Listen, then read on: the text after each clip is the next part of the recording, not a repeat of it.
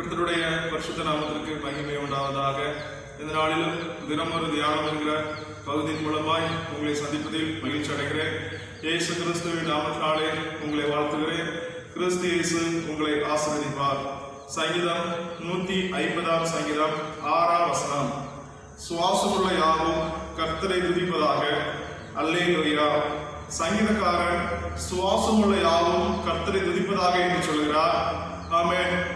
இந்த பூமியில் சுவாசமுள்ள யாவும் கர்த்தரை துதிக்க வேண்டும் என்பது சங்கீதக்காரனுடைய விருப்பம். வேத வசனம் சொல்கிறது, நன்றி அறிதல் உள்ளவர்களாயிருங்கள் என்று. கிறிஸ்து இயேசு நமக்கு செய்த நன்மைகளுக்காக நாம் கர்த்தரை துதிப்பது நமக்கு நல்லது. இந்த நாளில் அல்லேலூயா என்று என்கிற வார்த்தையை நாம் தியானிப்போம். அல்லேலூயா என்று சங்கீதக்காரன் முடிக்கிறார். இந்த அல்லேலூயா என்ற வார்த்தை கிரேக்க வார்த்தை. இந்த கிரேக்க வார்த்தையாகிய இந்த அல்லேலூயா என்கிற வார்த்தையின் பொருள் கர்த்தரை துதியுங்கள் என்பதாம். அல்லேலூயா என்றால் கர்த்தரை துதியுங்கள் என்று பொருள். இந்த அல்லேலூயா என்று ஒரு விசுவாசியோ ஒரு ஊழியக்காரனோ சொல்லும் போது அந்த அல்லேலூயா என்று அந்த வார்த்தையை கேட்கிற நபர்களும் அல்லேலூயா என்று சொல்ல வேண்டும் அல்லது கர்த்தரை துதிக்க வேண்டும். அல்லேலூயா என்கிற அந்த வார்த்தை கட்டளையின் வார்த்தை என்று வேத பண்டிதர்கள் சொல்றாங்க. அல்லேலூயா என்கிற வார்த்தை கட்டளையான வார்த்தை. என்ன கட்டளையான வார்த்தை? கர்த்தரை துதியுங்கள் என்கிற ஒரு கட்டளையான வார்த்தை. கேட்கிறவர்கள் கண்டிப்பாக அல்லேலூயா என்று சொல்ல வேண்டும். இன்னும் வேத வசனத்தை தியானித்தோமே ஆனால் சங்கீதம் 104 சங்கீதம் 35 பரிசுத்த வேதாகமத்தில் முதலாக அல்லேலூயா என்கிற வார்த்தை வருகிறது. பாவிகள் பூமியில் இருந்து நிர்மூலமாகி துன்மார்க்கர் இனி இராமல் போவார்கள். என் ஆத்மாவே கர்த்தரை ஸ்தோத்திரி. அல்லேலூயா என்கிற வார்த்தை வேதாகமத்தில் முதலாக வருகிறது. வேத பண்டிதர்கள் இதை குறித்து என்ன சொல்றாங்க என்றால், அல்லேலூயா என்று இந்த இடத்தில் வருவதனால் அது கிறிஸ்து இயேசு நியாயம் தீர்த்துக் கொண்டிருக்கிறார்.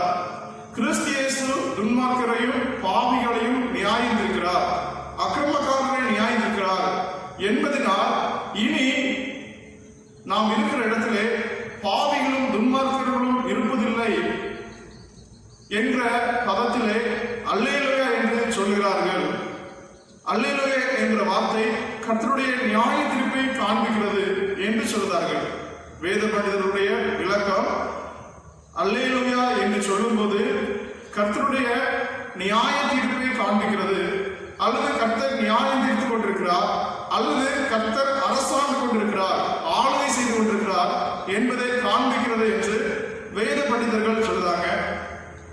இன்னும் வேத வசனத்தை நாம் தியானிக்கணுமே ஆனால் சுவிசேஷ புஸ்தகத்திலும் சபை ஸ்தாபிக்கப்பட்ட காலங்களிலும் இயேசு வாழ்ந்த நாட்களிலும் சீசர்கள் அப்போஸ்தலர்கள் வாழ்ந்த நாட்களிலும் அல்லேலூயா என்ற வார்த்தை பயன்படுத்தப்படவில்லை என்பதை நாம் கவனிக்க வேண்டும்.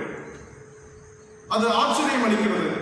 சுவிசேஷ புஸ்தகத்திலும் ஆரம்பகால அப்போஸ்தலருடைய வாழ்க்கையிலும் இயேசுடைய நாட்களிலும் அல்லேலூயா என்கிற வார்த்தை பயன்படுத்தவில்லை என்பது ஆச்சரியம் அளிக்கிறது.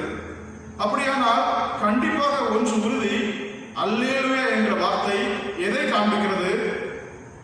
கர்த்தரை துதியுங்கள் என்பதை ஒரு பக்கம் காண்பித்தாலும், அது கட்டளையான வார்த்தையா இருந்தாலும், அல்லேலூயா என்று சொல்லும்போது கர்த்தர் நியாயம் தீர்க்கிறார், அல்லேலூயா என்று சொல்லும்போது கர்த்தர் அரசாளுகிறார், அல்லேலூயா என்று சொல்லும்போது கர்த்தர் ஆளுகை செய்து கொண்டிருக்கிறார் என்பதை காண்பிக்கிறது. அப்போ தேவஜனமாகினா இச்சொல்லை பயன்படுத்தும் போது பிறரை துதிக்க சொல்வதாக, மற்றவர்களை துதிக்க துதிங்க அல்லேலூயா என்று சொல்லும்போது மற்றவர்களை துதிங்க என்று சொல்கிறோம். இது கட்டளையான வார்த்தை.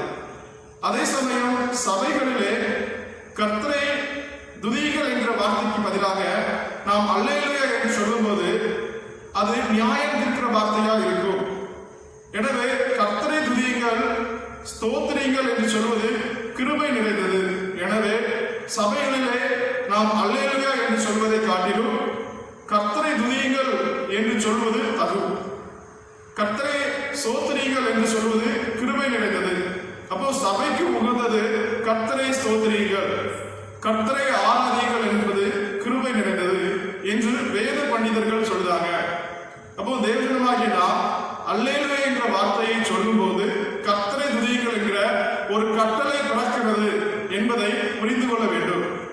அல்லேலூயா என்கிற ஒரு வார்த்தை பிறக்கும் போது சொல்லப்படும் போது கர்த்தர் நியாயம் தீர்த்துக் கொண்டிருக்கிறார், கர்த்தர் அரசாளுகிறார், கர்த்தர் ஆளுகை செய்து கொண்டிருக்கிறார் என்பதை அந்த அல்லேலூயா காண்பித்துக் கொடுக்கிறது.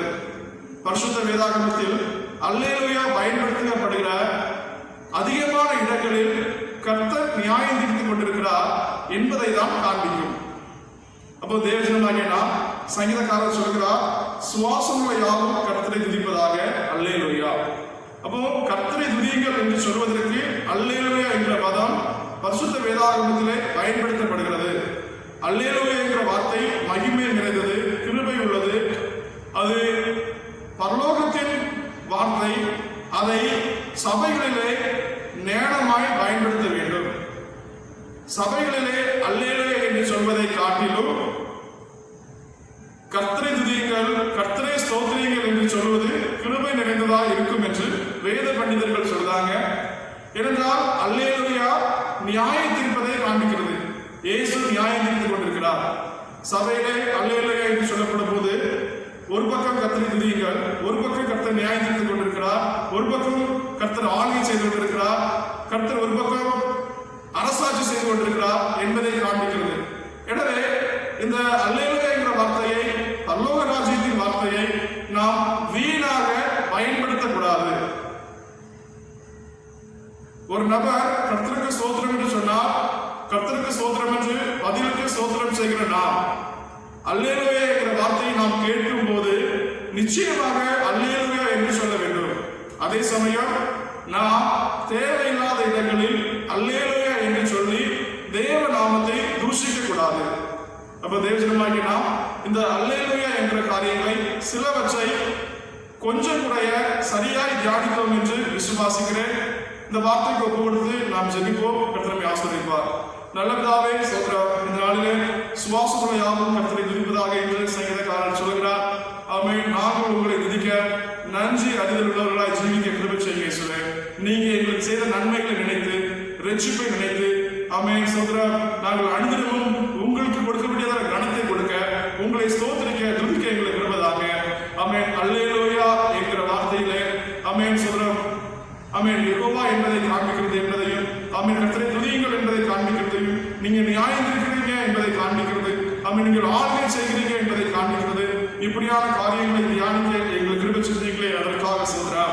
ஆமென். அல்லேலூயா என்கிற சத்தத்தை நாங்கள் கேட்கும் போதெல்லாம் நாங்களும் அல்லேலூயா என்று சொல்ல, கர்த்தரை துதிக்க எங்களுக்கு கிருபைதாங்க. நாங்கள் தேவையில்லாத இடங்களிலே பரிசுத்தமான பரலோகத்தின் அந்த வார்த்தையை நாங்கள் வீணாய் பயன்படுத்தாமல் ஜீவிக்க கிருபை செய்யுங்க பிதாவே.